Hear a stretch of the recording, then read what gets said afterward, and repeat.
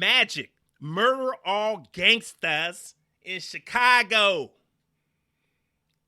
And the Kansas City Chiefs, Crips hated in every effing state. Okay? Well, was this going on in the 70s and the 60s, ladies and gentlemen?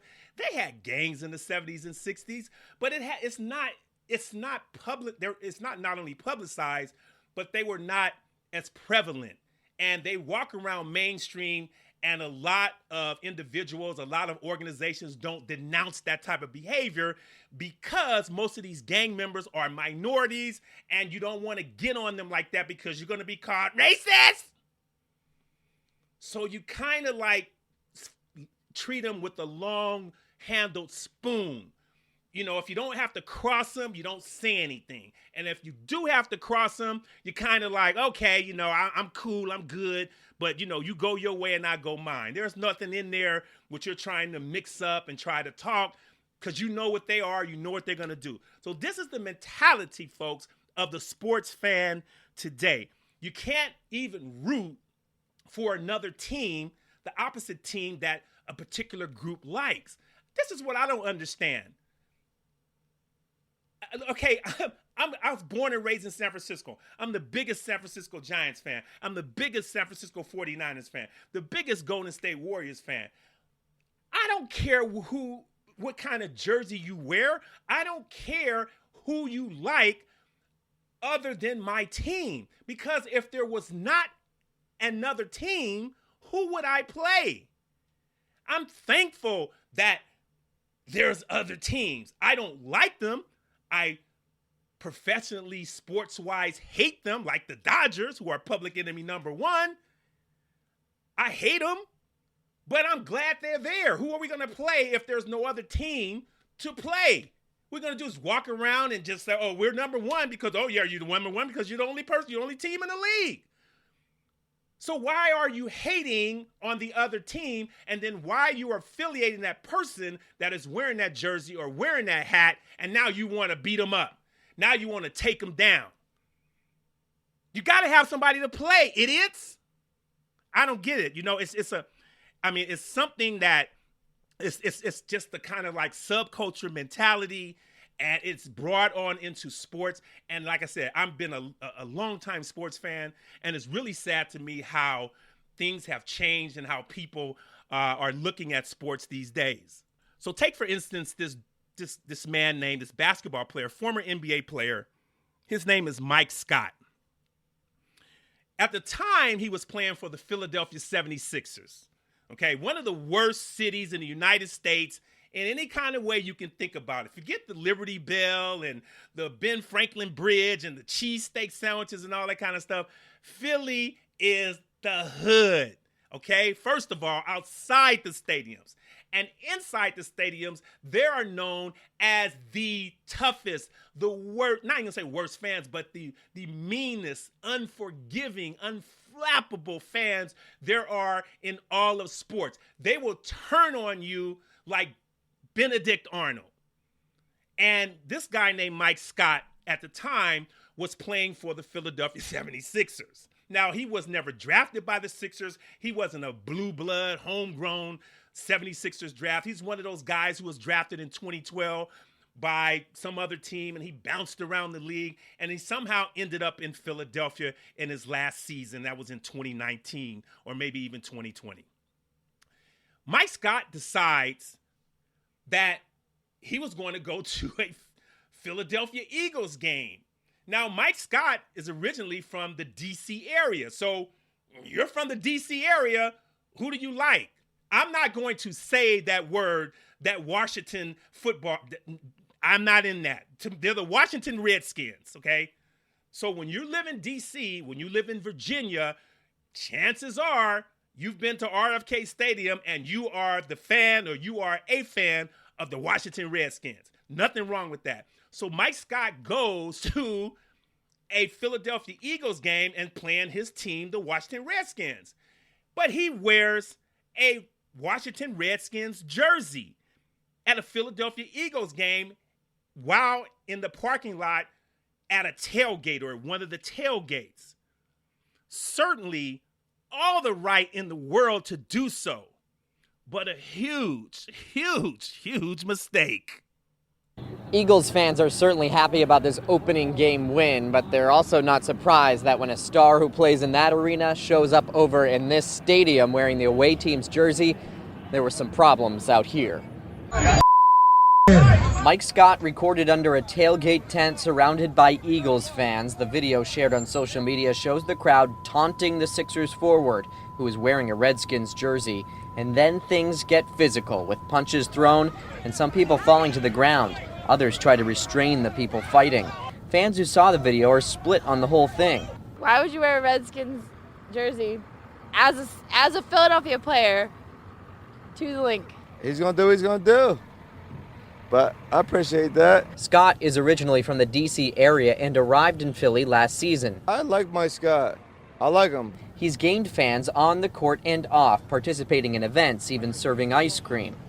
Okay, so ladies and gentlemen, you can see Mike Scott, he's a good dude. He works in the community. He's selling ice cream out of a truck voluntarily. He's embracing the town of Philadelphia, but he is a Redskins fan. Listen, for those of you who do not know that much about sports and the folklore of sports, it does not matter where you move to. For 99% of actual true sports fanatics, you can live in Boston all your life, right?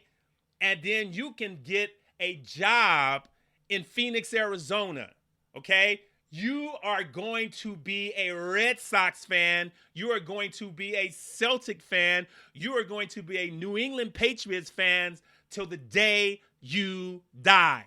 That is how it goes, right? So it doesn't matter where you go.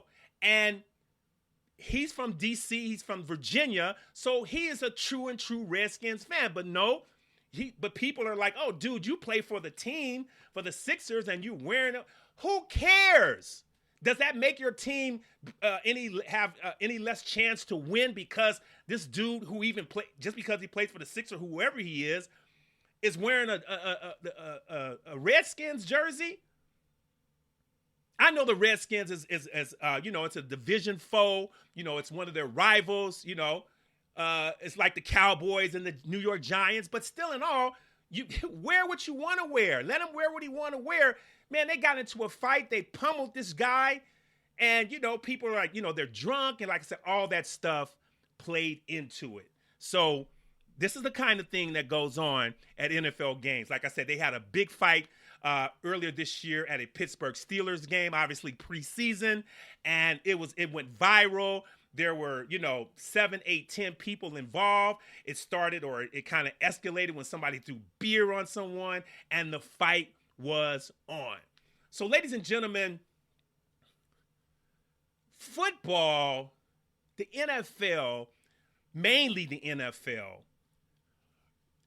and I guess I'm talking to ladies here a little bit too, who have husbands and men who are really, really into sports. And when football season comes around, they lose their husbands for a long time, especially for 6 or 7 hours a day on a particular Sunday, because their husbands and boyfriends are entrenched in front of a TV watching football. But I got news for you, ladies. I got big news for you. There are very few men who are that enamored about watching a football game for 3 hours unless there was something else riding on it. Yeah, you get where I'm going here. Something has to be riding for that attention span to remain focused for 3+ hours on every given Sunday for each football game they watch. And that is the word called gambling. Football is one of the biggest gambling sports in Las Vegas. All on the internet now. Now you have fantasy football to where that's still gambling, and you're getting all these different players or people signing up for certain teams and drafting players, and they get so many points. so much money when they win a particular league. If this particular guy catches so many passes, this particular running back runs for so many yards, and yada, yada, yada. And I'm not even including just the straight betting that goes on across America now that we have a thing called the internet. So people are betting football, and that is the thing that is keeping their appetite, their palate tasty. It's not watching football. It is gambling. I know. That is why men are so much into it. I can tell you this. I don't care how much a man likes football, okay? Now, I'm talking about mainly pros, because I do think that college football fans, they're a different breed. They're a different breed. They don't really need the extra incentive to kind of be married to their team loyally for a long period of time, like NFL players or fans do. And they're not really fans, all of them. But these people who are betting on football, you cannot find a man who's going to sit. Let's say if he's a Chicago Bears fan, and some kind of way, the Tennessee Titans are playing the Denver Broncos. Unless it's maybe Monday Night Football where it's the only game on, and he don't have anything to do, he may sit and watch that for a little while. But if he doesn't have any money in it, or if he doesn't have any fantasy players on even one of those teams, he'll sit down and watch it for a little while. But if it ain't the Bears, he don't care about that game. He don't care about that game. I run a football pool myself, ladies and gentlemen. I've been running this football pool for the last 21 years or more. And I have about 10 or 12 people in the pool. We play every game. We play against each other. It's a nice little fun competition, right? It's no big money transfer back and forth. It's like $10. Okay, so you're only going to lose $10 a week, and you don't have to play every week, okay? So the thing about it, though, it keeps you interested in every game, because every game matters, because you have to pick a particular spread and a particular point amount for each game. So, yeah, you're going to be interested in that Denver Bronco and Tennessee Titan game, especially if you're still in the pool. So that's what I'm talking about, ladies and gentlemen. It has to do with that vested interest that goes beyond, I just like a particular team. Now, if they like their team, their team is on, I can get that they're watching their team that they've been, loyal to. But as far as football as a whole, if it's not the national game, it's not Monday Night Football, they can give two coins about what other team is on, especially if it's on a Sunday. They got other things to do. It has to be gambling. I know it's gambling. That's what football is all circuited around these days. And that is why it is so popular. So for me, like a college football game, to me, like if I go to a live college football game, tailgating is part of it for me. I just cannot walk up to a football game and go straight in without getting there hours and hours before, firing up the grill, having a few beverages, talking, meeting new people and whatnot. So that's kind of how I process my college football Saturday when I go to games. But the NFL is, ladies and gentlemen, is totally out of hand.